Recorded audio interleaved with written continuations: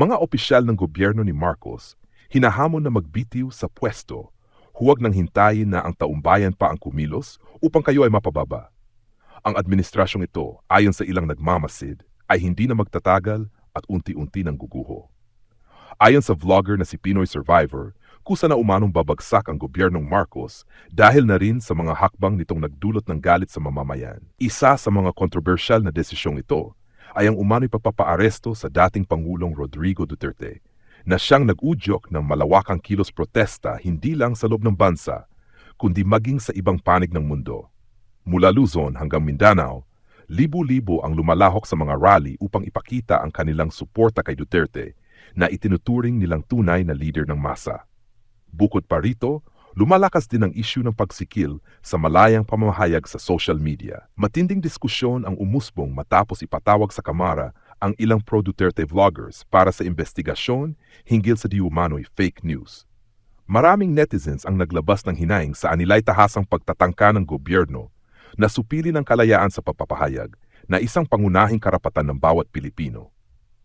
Dagdag pa rito, patuloy na bumababa ang tiwala ng publiko sa kasalukuyang administrasyon dahil sa mga isyu ng korupsyon, mataas na inflation, at patuloy na pagtaas ng presyo ng mga bilihin at produktong petrolyo.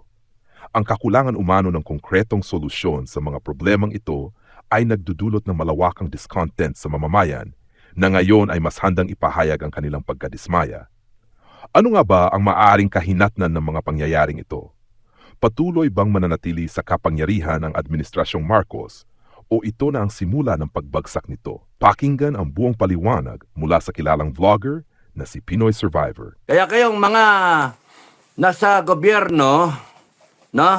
Kayong mga nasa gobyerno, hanggat kaya nyo pa, umalis na kayo sa gobyerno, mag-resign kayo kung kaya ninyo, kung kaya ng konsensya nyo. Kasi kung di kayo magre-resign, well, you better defend the administration of Marcos, this government, because it's going to fall down. Yun ang pananaw ko. Pananaw. Yun ang pananaw ko. Hindi inciting to sedition yun. Hindi rebellion. Pero yun ay aking opinion. Babagsak ang Marcos administration in the next few days dahil sa kagagawan din ng Marcos administration o kaya ng mga nakapaligid sa kanya na aanga-anga. Mga kababayan, advance news ano?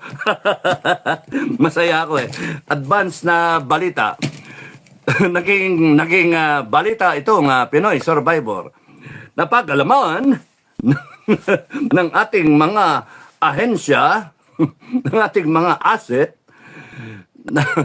na babagsak ang administrasyon ni Bongbong Marcos. Rumor mongering. Hindi rumor mongering, mga kababayan. Nag-a-analyze lang ako. Okay, ganito yan, ano? Nandun yung mga ingredients eh. Ginalit ninyo ang tao. Tanga kayo eh. Tanga. BBM, ang tanga mo. Mga nakapaligid sa iyo, ang tanga ninyo. Ang tanga-tanga nyo. Survey. No? Naniwala kayo sa sarili ninyong pagbago sa survey. Sa sarili ninyong survey na bayaran. No?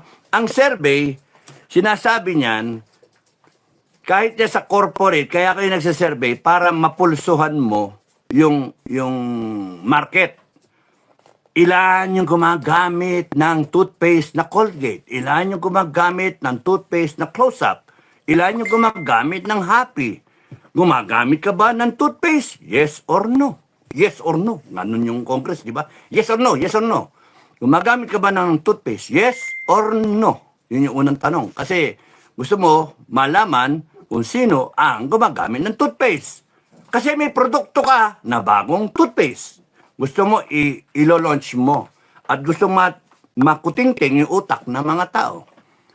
So, yung market mo is yung gumagamit ng toothpaste. Yes. Oh. Gumagamit siya ng toothpaste. Screening questions, no? Ngayon, kung gusto mo, yung mga hindi gumagamit ng toothpaste, wala, hindi gumagamit ng toothpaste talaga yun. Asin ang ginagamit, di nagsusupilyo. Okay na sa kanyang bad breath siya. So, doon sa hindi gumagamit ng toothpaste. Yes or no? Pagka yes, proceed to the next question. Araw-araw ka ba nagtututbrush? O lingguhan o isang buwan bago ka mag-toothbrush? Sabihin, makita mo, ngumiti, no? Ang itim ng ngipin. Kaya pala eh. So, meron kaming bagong toothpaste. Anong pinapahalagaan mo? Yung mga question. When thinking of toothpaste, what attribute? Anong katangian ang iyong pinapahalagan? Ganon, no? So, yun yung gusto mong hanapin. Kasi itatayap mo yon dun sa produkto mo. Pagka nag-market ka, pagka ikaw bumibili ng toothpaste, mahalaga ba sa'yo na mura siya? O okay lang sa'yo? Magkano ibabayad mo para bumili ka ng toothpaste? Dahil nyo natutunan na, no? Ganon yung pagka nagsasurvey. Ganon din yung politiko nagsasurvey. No? Sino ang iboboto mo from 1 to 12 sa Senado? Ano ang hinahanap mo sa isang senador? Yung yung hindi pipirma ng Resolution 10. Hindi yung kagaya ni Congressman Abante. Hindi yung kagaya ni Congressman Paduano. When you're thinking of senators, hindi kagaya yung natutulog lang. Dito lapid. Yung absent ng absent, no? Hindi yung kumbaga sa inaalam mo because when you're talking about it, no? Gusto mong malaman kung ano magiging packaging mo. Kung ano yung so that you will be guided. Your actions will be guided. That's the use of market research, the survey. Ito, nag-survey kayo. Sino ang mas gusto ninyong presidente? Si PRRD o si Bongbong Marcos? Kahit manok, napanood yung manok doon sa video, sa Facebook, hindi sa reel, kahit manok sa TikTok, alam, PRRD o si Bongbong Marcos, ang tinuka ng manok, ang ayaw niya, si Bongbong Marcos. Kahit manok alam. Ay, nako, naknanto ko ayaw. Kasi ang tao, ayaw kay Bongbong Marcos. Tsaka na natin sabihin, bakit, no? Maraming dahilan. Bangag, yun ang sinasabi ng iba, hinayaan niya yung korupsyon sa gobyerno niya, hinayaan niya yung pinsan niya, kasiraan niya yun. Hindi niya tinutupad ang kanyang mga pangako, bigas, di ba, 20 pesos, at saka yung mga patatayong bahay, 6 na milyon, wala pa nga, natatayo ngayon. Panay pangako, ampaw. Tapos yung binaboy ang konstitusyon, binaboy ang lahat ng ahensya ng gobyerno, pati military, PNP, binaboy. Yun ang ayaw. Ngayon, kayong mga ikaw sa Malacanang, BBM, ang problema nyo, may survey. Hindi nyo, sinasabi sa survey, 90% Duterte. Tarantado kayo. Tanga. Doon pa lang, 90% Duterte. Gago pala kayo. Tanggalin nyo sa Duterte. Nagalit ang Pilipino. Ayan, kahit tulog sa pansitan, ang mga DDS, ngayon naglabasan. Nagalit. So, sino may kasalanan? Kami ba? Kami? Hindi. Kayo, mga bopol. Kayo, mga bopo. Kasi silaw na silaw kayo sa politika na ginagawa ninyo. Natanggalin ang mga Duterte. Hindi mangyayari na yung mga tao, ganun-ganun lang. Ngayon, magkaroon ng revolusyon. Patay kayo ngayon. Ay, ako, magkaroon ng revolusyon, people power. Na dati, ang people power, tinatawa na, wala na yan. Wala na yung people power na yan. Putragis kayo. Dahil sa kagagawan ninyo, katangahan nyo, kamatuan, kumbaga sa tawag sa academy, kamatuan, mato, tanga. Alam niyo sa survey, 90%, Rodrigo Duterte. Sa mga survey, sinasabi, yung mga senators ni Duterte ang mananalo, hindi yung kay inyo. Ipipilit nyo tanggalin si Duterte, tanga. Di lalong, wala. That action ensures not the victory of your senators, not that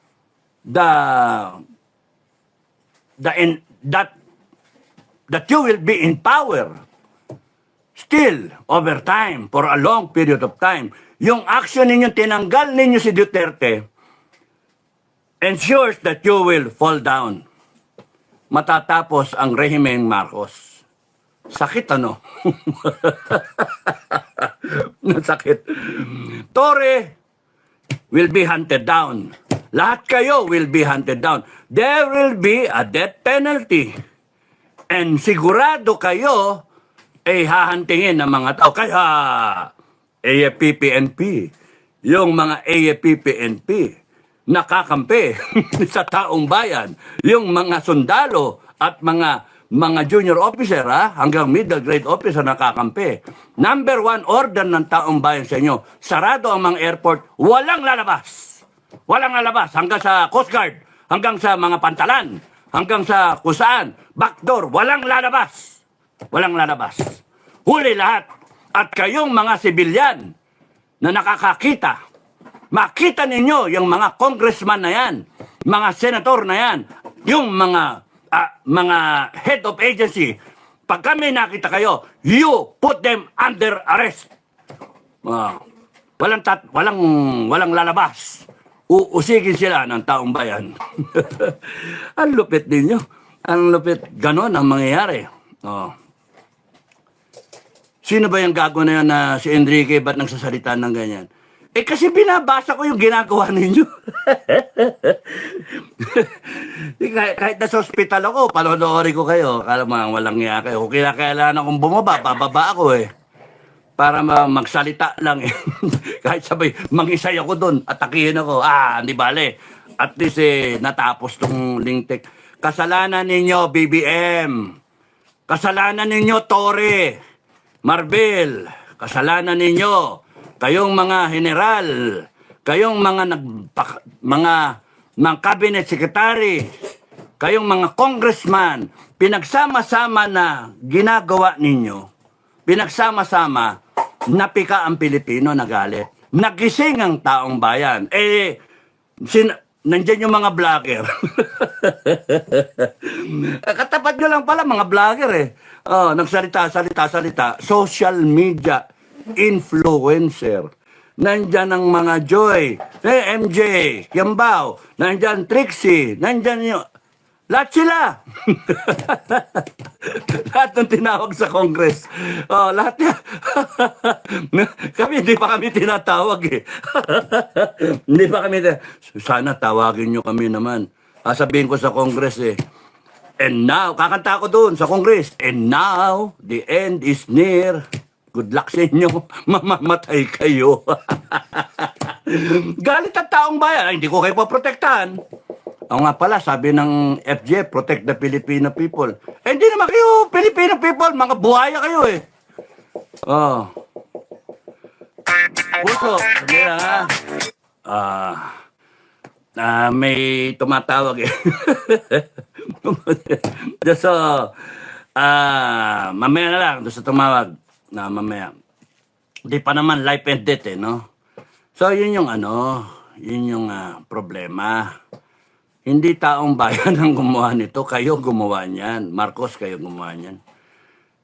Kasi pinipilit ninyo sungkutin yung popularidad ni Duterte, tapusin yon, tapos ikabit nyo si Inday Sara, who is the Vice President, tapos nun, ilagay silang pilit sa isang cabinet para hindi nagagalawin. Para kayo mamayagpag. Wrong move. Sabi kasi sa survey, 90%, 80. Tawaran na natin, 80. O sige, tawaran pa, 70. Pero lately, 90% of Filipinos kahit sa armed forces sa survey, 90% in the armed forces, kampe sa PRRD. Hindi, apolitical yan. Nauto ninyo armed forces up to a certain point in time. Nauto ninyo, babaklas ang armed forces. Sabi ko sa inyo, babaklas. Matakot na kayo. This game will be over soon.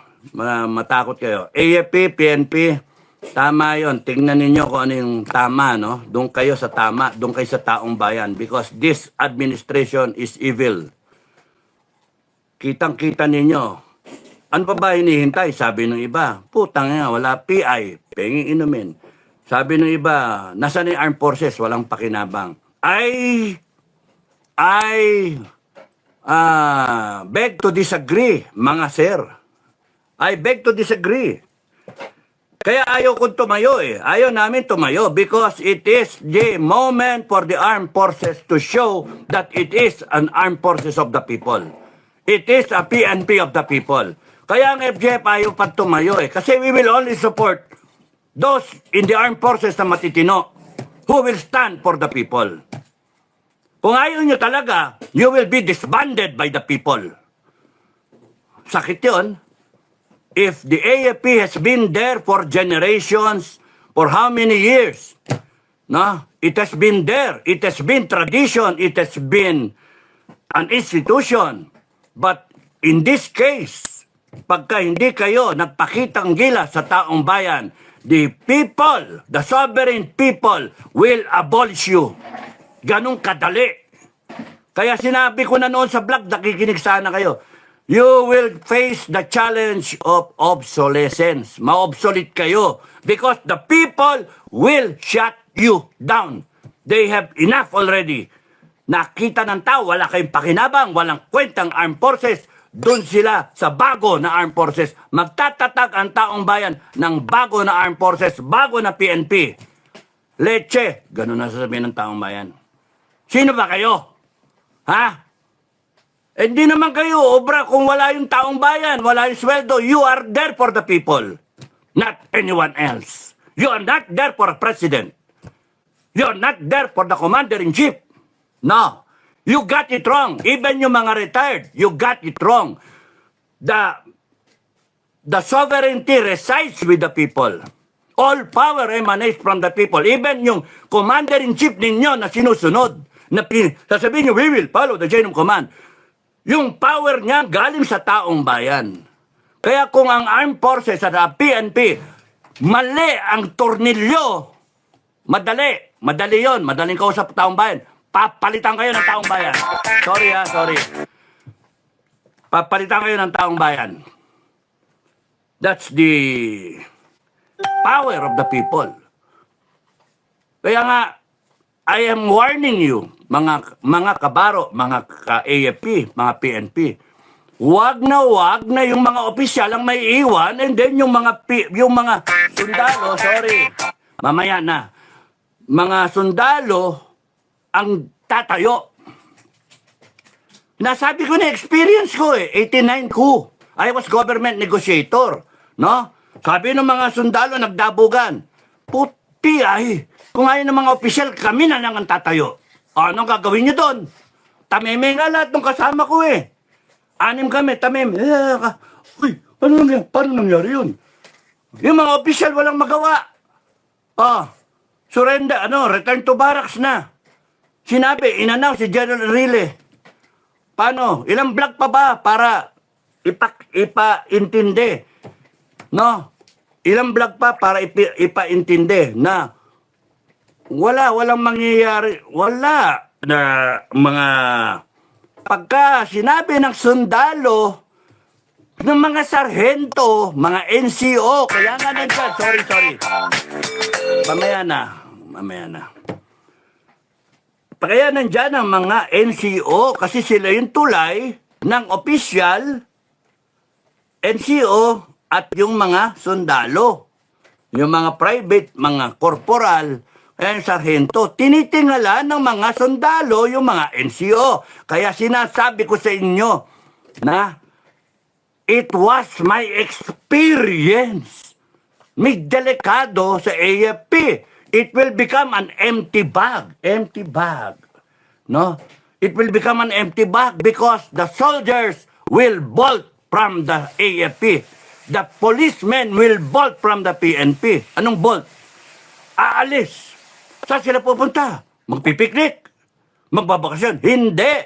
Pupunta sila sa panig ng taong bayan in this upcoming massive people power. And never before in the history of this planet, history ng planeta natin, na yung nakita ng buong mundo. na ang Pilipino, ibang klase magalit. Sorry. Kailangan sagutin ko lang, ha? So, yun. Nakita nyo, may kamiting ako si ate.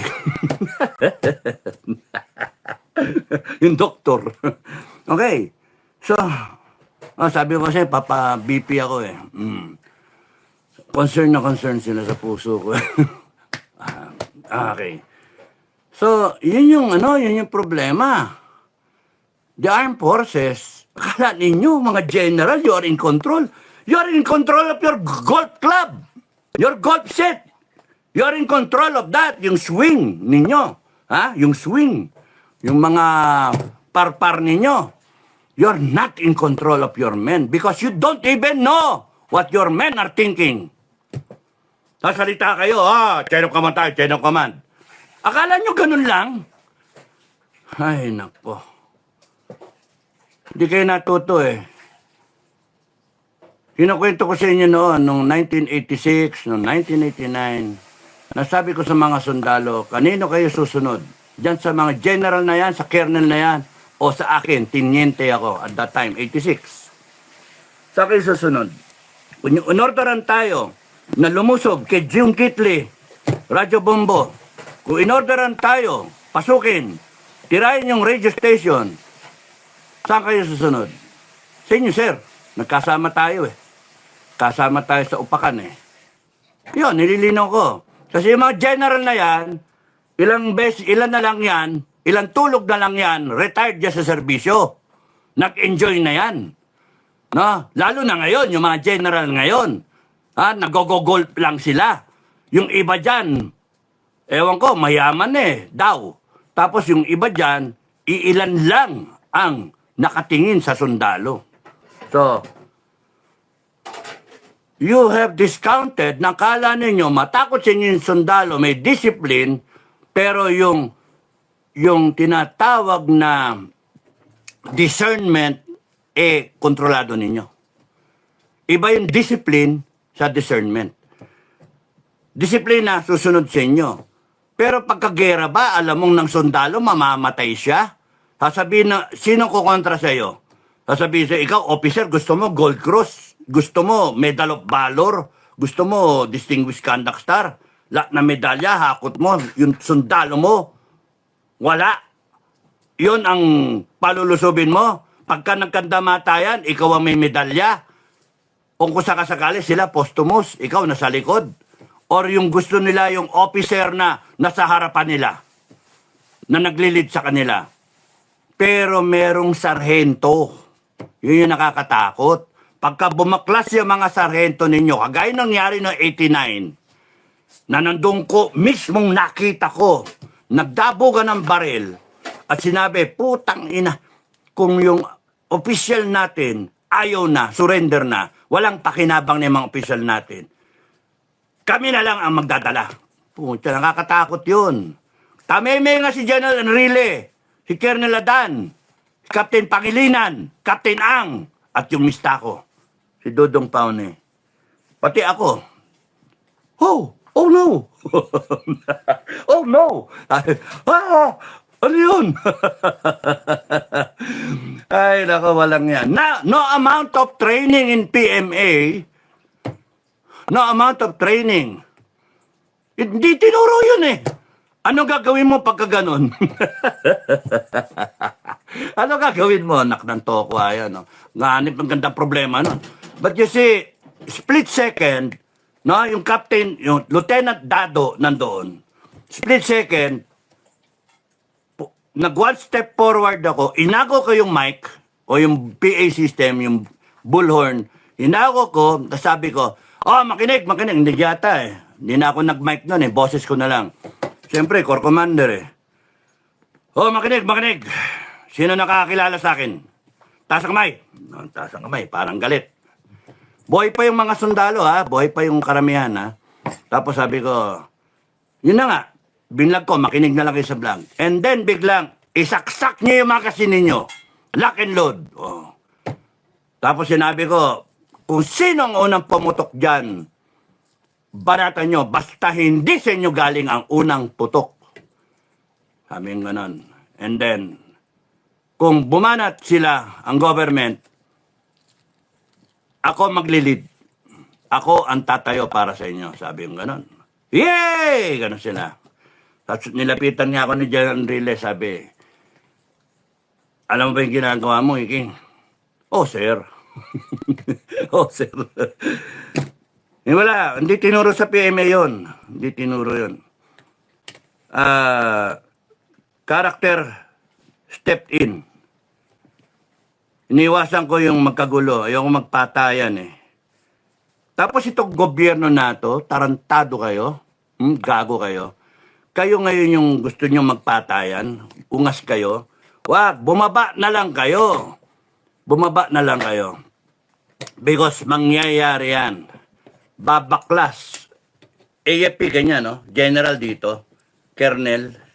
General, nabigyan. Colonel, umaasang mabigyan ng posisyon.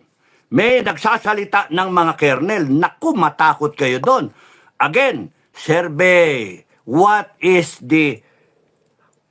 happening on the ground?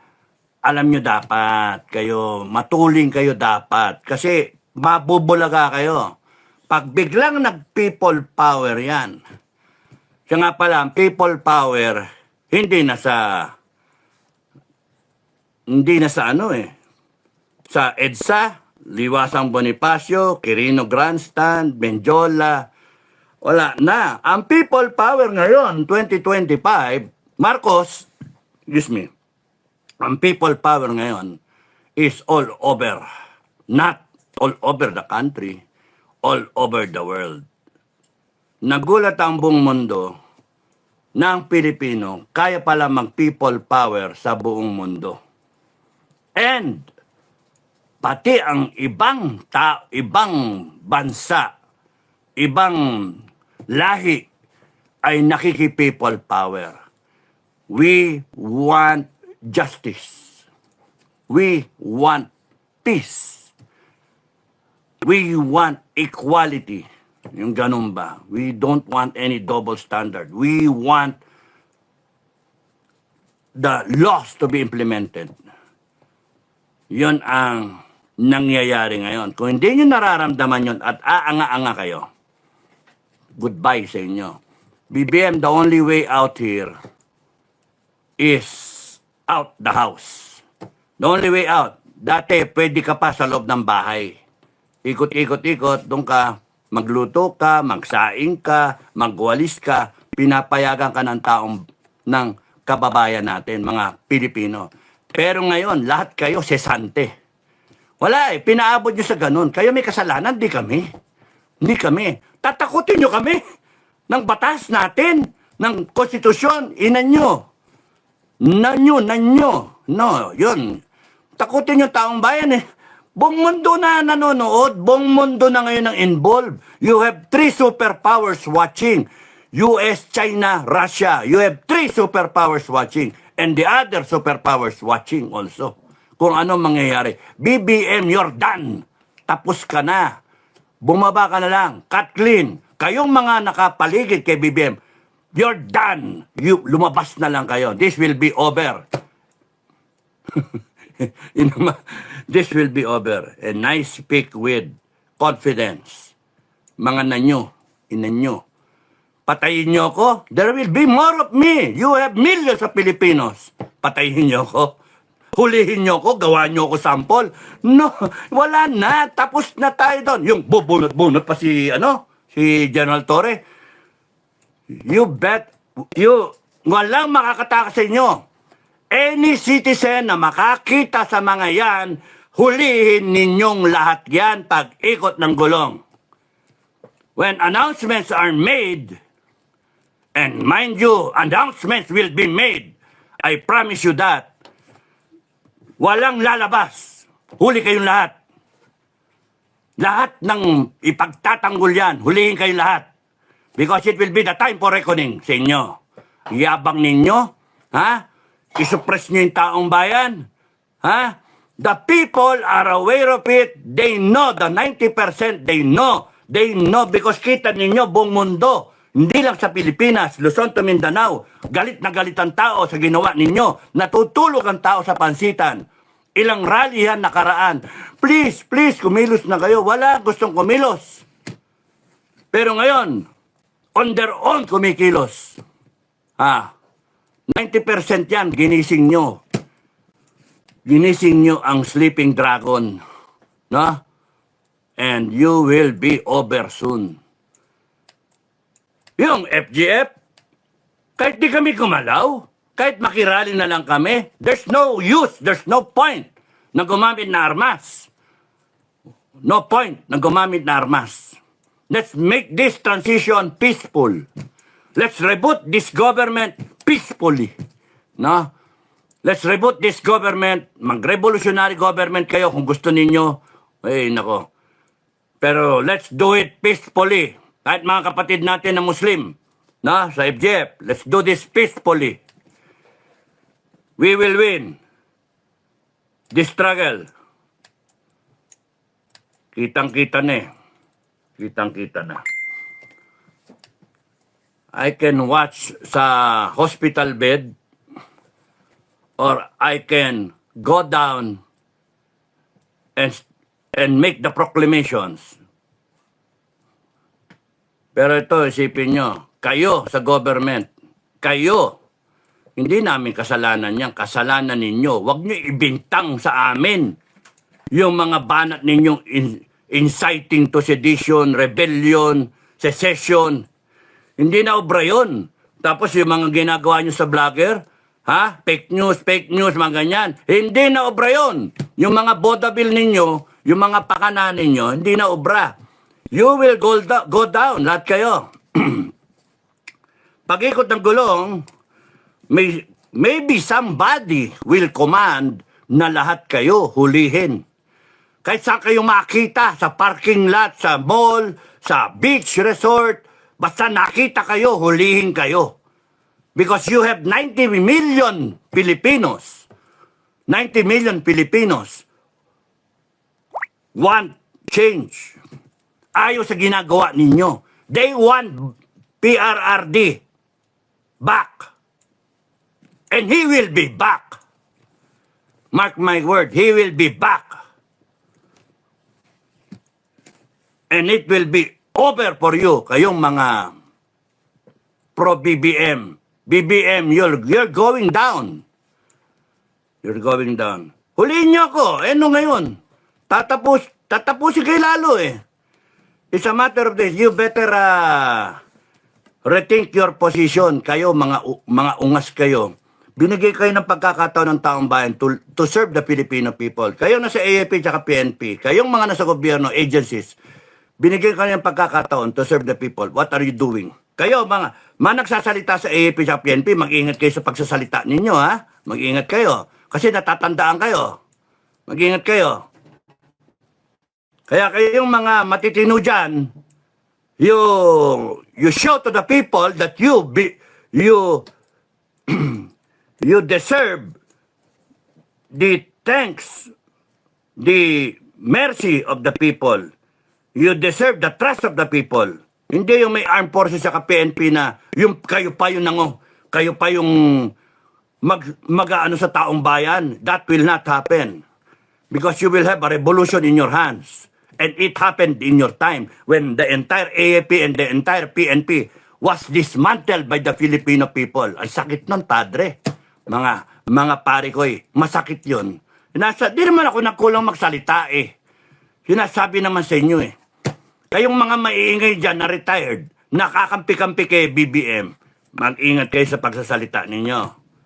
Because iikot ang gulong. 90% of Filipinos, this is a democracy. The people will claim back democracy. Paano nyo lalaban? Umalis kayo sa bansa. Doon kayo sa Isla Tralala. Doon kayo. Because hindi pwede yung gusto ng konti ay mag-iiral sa gusto ng marami. That is not democracy. That is authoritarian rule. That is dictatorship. Ang makikinabang konti. No? Dadaanin nyo sa ayuda? No. No. Kaya ang rally ay nasa puso. Ang rally ay global. Yon ang regalo ng taong bayan. Yon ang kinakabiliban ngayon ng buong mundo na ang Pilipino ay kayang mag-rally for a cause globally. Can you beat that? And you have 3 major superpowers. 3 major superpowers na kakampi sa Pilipino. Anong kinakatakot ninyo? Matakot dyan ang administrasyon.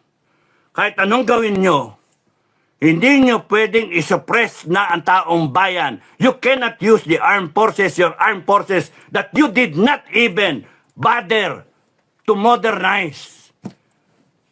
And then papaharapin nyo ngayon para isuppress ang taong bayan. Nanonood yung 3 superpower sa inyo. Kala nyo?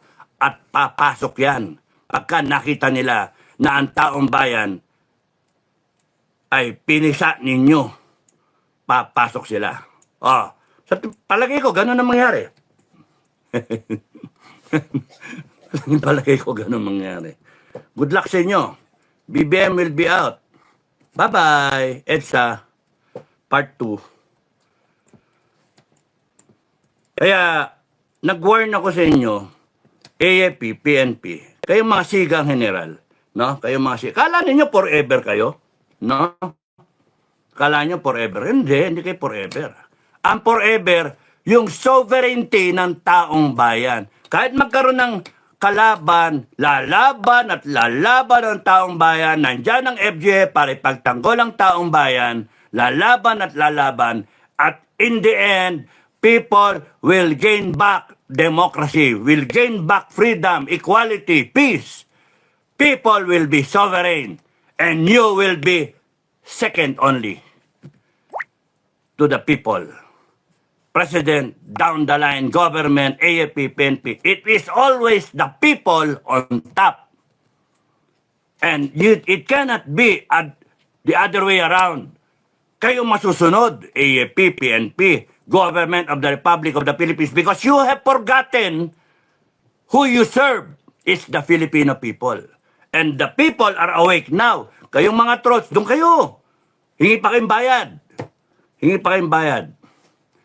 This will be over and then you will be overrun by the people.